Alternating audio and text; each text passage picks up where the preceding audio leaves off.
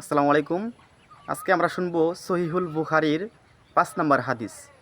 হজরত আবদুল্লাহ ইবনে আব্বাস রাদিয়াল্লাহু আনহু থেকে বর্ণিত, তিনি বলেন, যখন রাসূলুল্লাহ সাল্লাল্লাহু আলাইহি সাল্লামের ওপর জিবরাইল আমিন ওহী নিয়ে আসতেন, তখন রাসূল সাল্লাল্লাহু আলাইহি সাল্লাম ওহী মুখস্থ করার জন্য জিবরাইল আমিনের সাথে সাথেই মুখ নড়াতেন। তখন এই সম্পর্কে আল্লাহ তাআলা অবতীর্ণ করলেন, ওয়াহি দূরত্ব আয়ত্ত করার জন্য আপনি ওয়াহি নাজিল হবার সময় আপনার জিহ্বা নাড়াবেন না। এর সংরক্ষণ ও পাঠ করানোর দায়িত্ব আমার। সূরা কিয়ামা আয়াত নাম্বার 16। অর্থাৎ তুমি পাঠ করবে, এটাও আমার দায়িত্ব।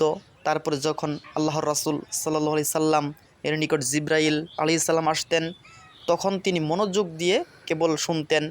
জিবরাইল চলে যাবার পর তিনি যেমন পাঠ করেছিলেন, আল্লাহর রাসূল সাল্লাল্লাহু আলাইহি সাল্লামও তদ্রূপ পাঠ করতেন। সহিহুল বুখারী হাদিস নাম্বার 5।